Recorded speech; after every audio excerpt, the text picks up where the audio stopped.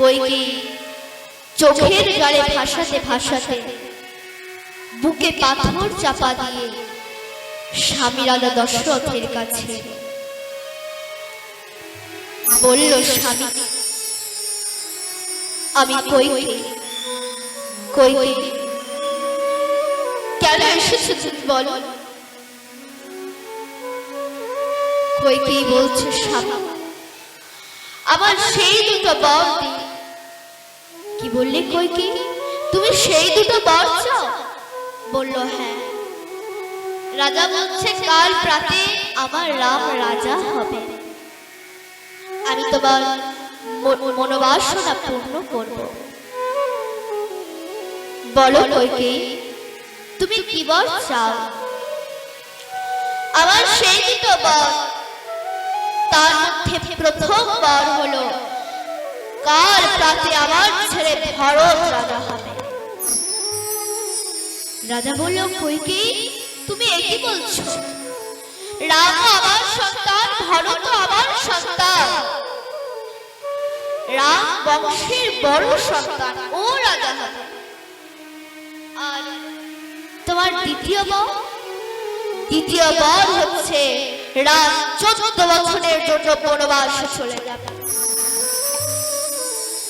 শুনে রাজা দশরথ কইকেয়ীর চরণে আছাড় দিয়ে বললেন, কইকেয়ী তুমি বর দুটো ফিরিয়ে নাও, কইকেয়ী তুমি বর দুটো ফিরিয়ে নাও।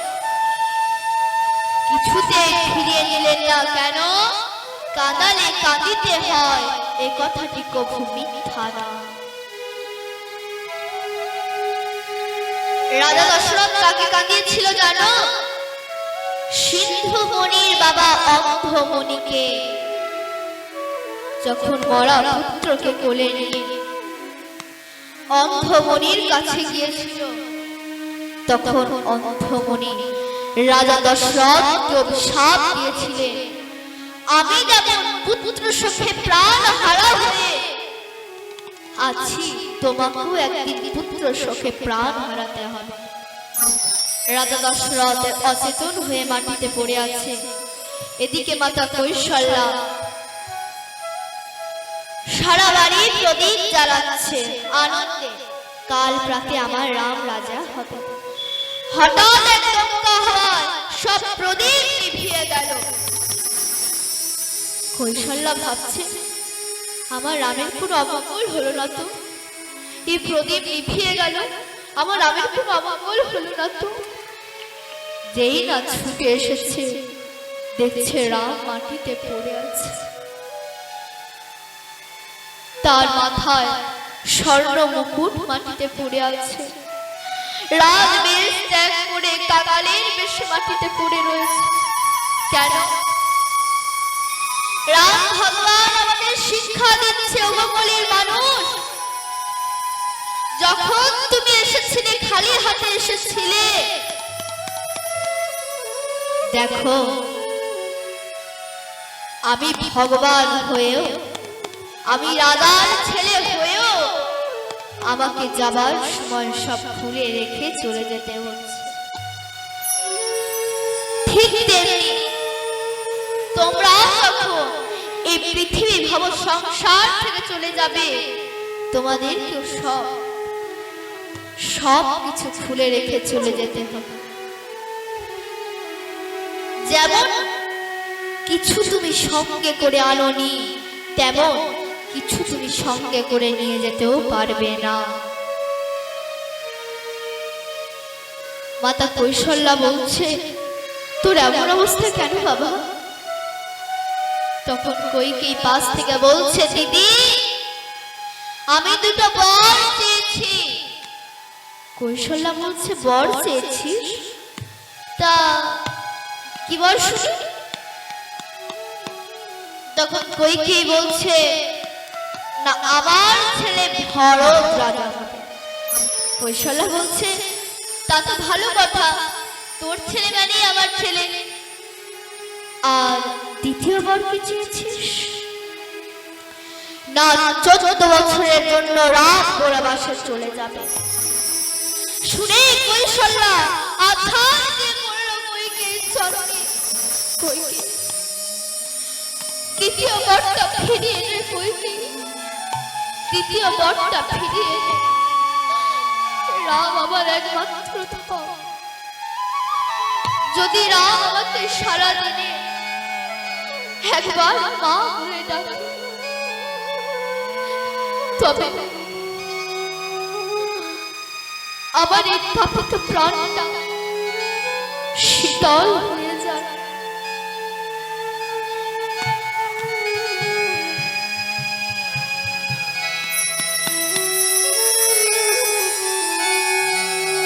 দ্বিতীয় বরটা ফিরিয়ে নে কইকে,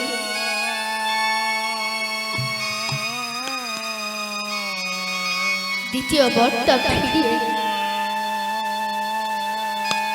কিছুতেই নিলেন না। তখন কৈশল্য অভিশাপ দিলেন কইকেয়ীকে, আমি তো শুধু এক জন্ম পুত্র হারা হয়ে কাঁদব, আর তোকে তিন তিন জন্ম পুত্র হারা হয়ে কাঁদতে হবে। প্রথম জন্ম যাবে তুই কংসের কারাগারে, তোর নাম হবে দেবকী, তোর স্বামীর নাম হবে বসুদেব, তোর সাতটি সন্তান হবে, কিন্তু কেউ তোকে একবারও মা বলে ডাকবে না।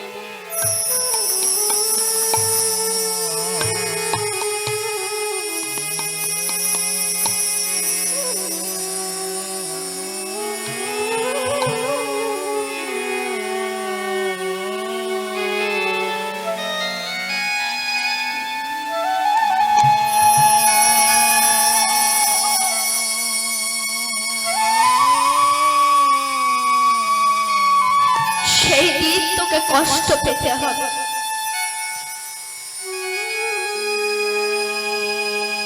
সেই দিন তোকে দুঃখ পেতে হবে। আর দ্বিতীয় জন্ম যাবি উড়িষ্যা ইন্দ্রদুম্ন রাজার ঘরে, তোর নাম হবে গুন্ডিচা,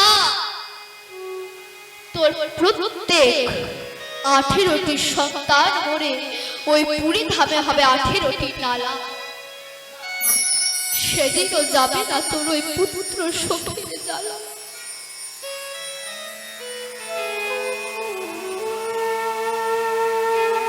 আর দ্বিতীয় জন্ম যাবে কোথায়? নবদ্বীপ জগন্নাথ মিশ্রের ঘরে।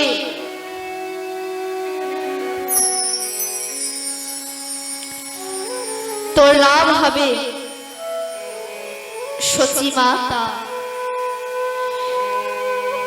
তোর সব কন্যা সন্তান মারা যাবে, শেষে বিশ্বরূপ আসবে, সেও তোকে কাঁদিয়ে চলে যাবে। শেষে বিশ্বম্ভর অর্থাৎ নিমাই আসবে, সেও তোকে কাঁদিয়ে চলে যাবে। সারা জীবনের জন্য তাই তো আজ সতী মাতা কাঁদছে, হা নিমাই, হা নিমাই, হা নিমাই বলে কাঁদছে। তাই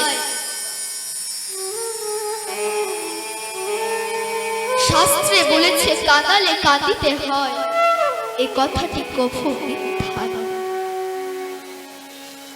তাই মা, প্রভু রামচন্দ্র লীলা কথাতে আমরা কি শিক্ষা পাই? যে ধর্ম কিভাবে পালন করতে হয়। কারণ প্রভু রামচন্দ্র ছিলেন ধর্ম মর্যাদা পুরুষোত্তম শ্রীরাম। তাই